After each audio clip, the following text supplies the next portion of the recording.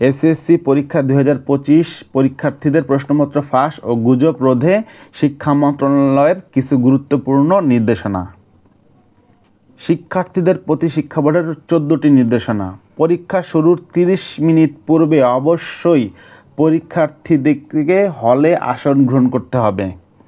প্রশ্নপত্র উল্লেখিত সময় অনুযায়ী পরীক্ষা গ্রহণ হবে। প্রথমে হবে এমসিকিউ, পরে হবে সৃজনশীল বা রচনামূলক পরীক্ষা হবে। মাঝখানে পরীক্ষার মাঝে কোনো বিরতি থাকবে না। পরীক্ষার্থীরা তাদের প্রবেশপত্র নিজ নিজ প্রতিষ্ঠান প্রধানের নিকট থেকে পরীক্ষা শুরুর 3 দিন পূর্বে কালেক্ট করবে। শারীরিক শিক্ষা, স্বাস্থ্যবিজ্ঞান, খেলাধুলা, ক্যারিয়ার শিক্ষা বিষয়গুলো এনসিটিবির নির্দেশনা অনুযায়ী ধারাবাহিক মূল্যায়নের মাধ্যমে প্রাপ্ত নম্বর শিক্ষা প্রতিষ্ঠান সংশ্লিষ্ট কেন্দ্রকে সরবরাহ করবে। উত্তরপত্রের ওএমআর ফরম্যাট পরীক্ষার রোল, রেজিস্ট্রেশন নাম্বার, বিষয় কোড যথাযথভাবে লিখতে হবে।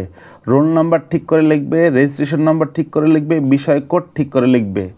কোনো অবস্থাতেই উত্তরপত্র যেন ভাঁজ না পড়ে। প্রত্যেক পরীক্ষার্থীদেরকে সৃজনশীল, এমসিকিউ এবং ব্যবহারিক অংশে আলাদা আলাদাভাবে পাশ করতে হবে। সৃজনশীল আলাদা করে পাশ করতে হবে, বহু নির্বাচনীতে মানে এমসিকিউতে এবং ব্যবহারিকে। প্রায় সৃজনশীল, এমসিকিউ, প্র্যাকটিক্যাল আলাদা পাশ করতে হবে। কোনো একটাতে ফেল আসলে ফেল চলে আসবে। শুধুমাত্র যে সকল বিষয়গুলো রেজিস্ট্রেশন করা হয়েছে সেগুলোতেই অংশগ্রহণ করা যাবে। যে সকল বিষয় রেজিস্ট্রেশন নাই সেগুলোতে অংশগ্রহণ করা যাবে না। তোমাদের যে প্রবেশপত্র দিয়েছে সেখানে দেখবে তোমরা কোন কোন বিষয়ে রেজিস্ট্রেশন করেছো, সেখানে বিষয় কোড দেওয়া আছে। বিষয় কোডের যেই কোড নাম্বারগুলো আছে পরীক্ষা রুটিনের মধ্যে সেই কোড নাম্বারগুলো মিলাবে। যেই কোড নাম্বারগুলো মিলে যায় সেইগুলোতেই তোমরা অংশগ্রহণ করবে। কোনো পরীক্ষার্থীর পরীক্ষা সৃজনশীল, এমসিকিউ, প্র্যাকটিক্যাল নিজ শিক্ষা প্রতিষ্ঠানে হবে না, কখনোই হয় নাই, অন্য একটা স্কুলে সিট পড়ে তোমাদের।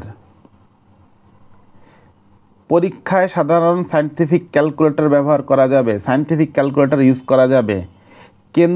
কেন্দ্র সচিব ছাড়া অন্য কোনো ব্যক্তি বা পরীক্ষার্থী তো ভুলক্রমেও মোবাইল ফোন আনতে পারবে না এবং ব্যবহার করতে পারবে না।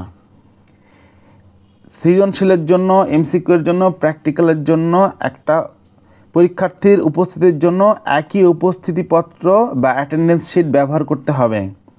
ব্যবহারিক পরীক্ষা তুমি যে সেন্টারে এসএসসি পরীক্ষা দিচ্ছ বা দিবে সেই সেন্টারেই ব্যবহারিক অনুষ্ঠিত হবে। পরীক্ষার ফল প্রকাশের 7 দিনের মধ্যে বোর্ড চ্যালেঞ্জ করা যাবে, অর্থাৎ পুনর্নিরীক্ষার জন্য অনলাইনে এসএমএসের মাধ্যমে অ্যাপ্লাই করতে পারবে।